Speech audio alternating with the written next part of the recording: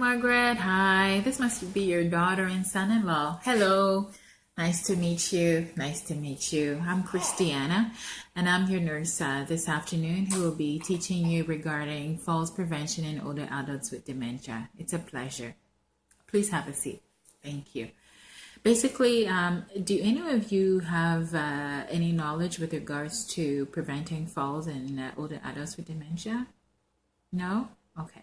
Well, that's why we're here anyways. And we're going to focus specifically on Margaret. And so at the end of the teaching lesson this afternoon, what I want all of you to gather is knowledge with regards to the factors that potentially can cause falls in Margaret's case right now, and basically how to go about preventing or eliminating these risk factors from her general environment so that she will not sustain any future falls. Okay, so let's get started.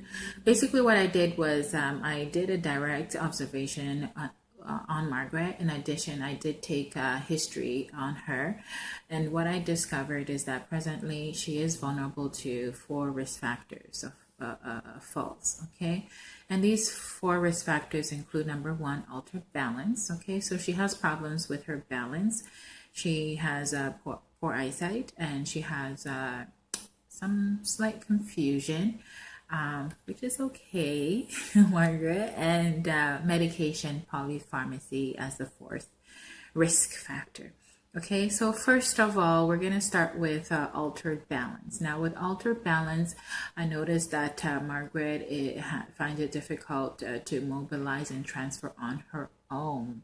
Okay, so in this case, Margaret, what I recommend, which I mentioned to you earlier, is that we get you to use a wheelchair and or a walker to help with your balance during transfers and during mobilization. Okay, so the walker you can use specifically for when you're transferring, and then the wheelchair you can use specifically for mobilization, either inside the house or outside the home, just for longer distances. Now, how does this sound to you? Because before she never had a walker, she never had a wheelchair, and this is all pretty new. Margaret, how do you feel about starting to use a wheelchair, walker, all these assistive devices that I mentioned?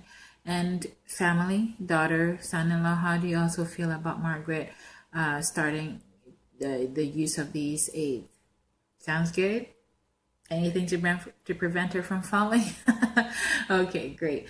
So I'll look into it for you. What I'll have is I can make arrangements for an occupational therapist to assess Margaret while she's in hospital, and they can assess her for the proper fitting walker and wheelchair, and then she can start using it immediately. Okay, great. Now moving on, another thing I would recommend that Margaret use when she goes home is a hospital bed. I recommend a hospital bed over a regular bed because with a hospital bed, she can adjust the level of the bed to her comfort level, and it makes this helps prevent falls because it makes getting in and out of bed much easier for her, and obviously more safer, especially at night when she wants to get up quickly and go to the bathroom and come back, etc., etc. How does that sound to you, getting a hospital bed in a home? Sounds good? Great. All right, let's continue. Now, the third thing is eyesight. Now, poor eyesight in dementia is another risk, a common risk of falls for older adults with dementia, and it's something that at this stage Margaret is starting to experience, which is fine. Now, in this case, with her eyesight, what I recommend is very simple. We can start off in her case by making sure that making sure that her surrounding environment is always well lit at all times.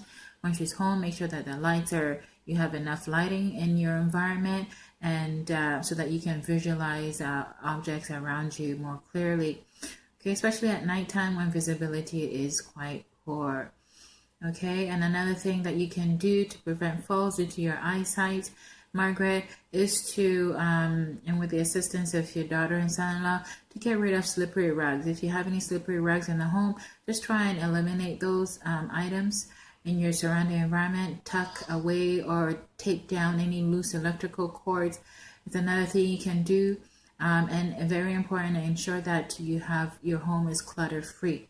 Okay, if your home is full of clutter, it's a very, very dangerous thing which can cause falls in older adults, okay, with dementia and who are having issues with their eyesight. Okay, what I can do upon discharge, Margaret, is have a community occupational nurse and a community nurse especially trained in what's called home modification, come into your home, look around, and advise you on what risk factors they see in your home that can induce falls, and work with you on how to prevent or eliminate these items in your home so that you will not sustain future falls. Does this sound like something that you might be interested in? Yes? Okay, great.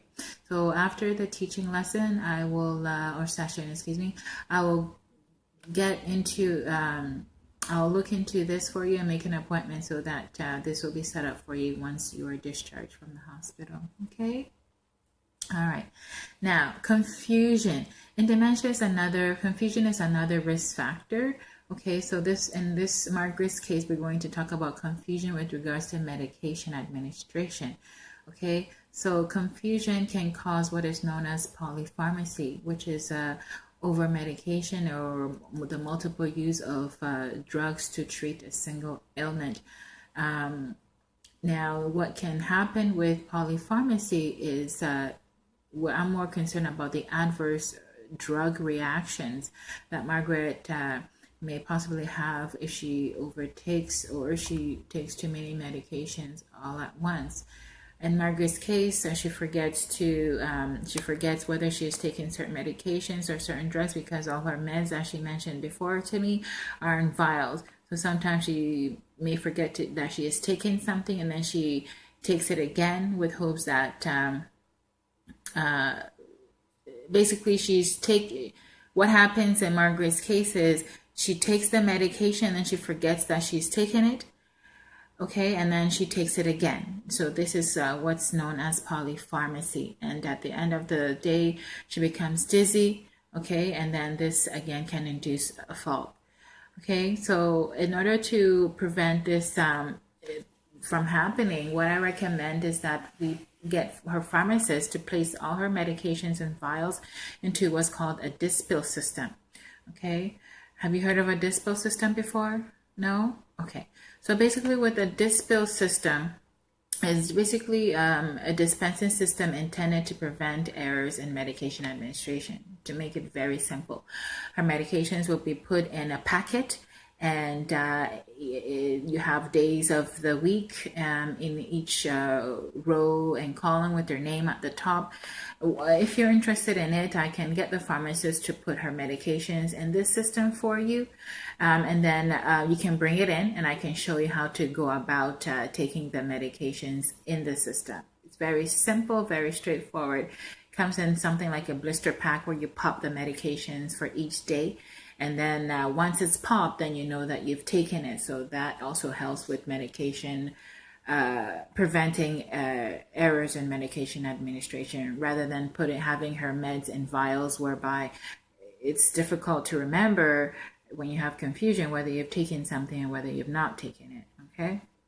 And if you wish as well, once the pharmacist puts her meds in the Dispill, you can bring it back in, okay, and see me. We can make an appointment, come in and see me with the Dispill, and I can sit down with you like how I am this afternoon, and we can take our time and go through the system, and I can clearly explain to you how to go about taking the medications, etc., etc. Okay, does this sound like a good suggestion to all of you this afternoon? Yes? Great. So should I go ahead and notify her pharmacist to do the Dispill, place her meds in Dispill for her? Yes? Perfect. Good.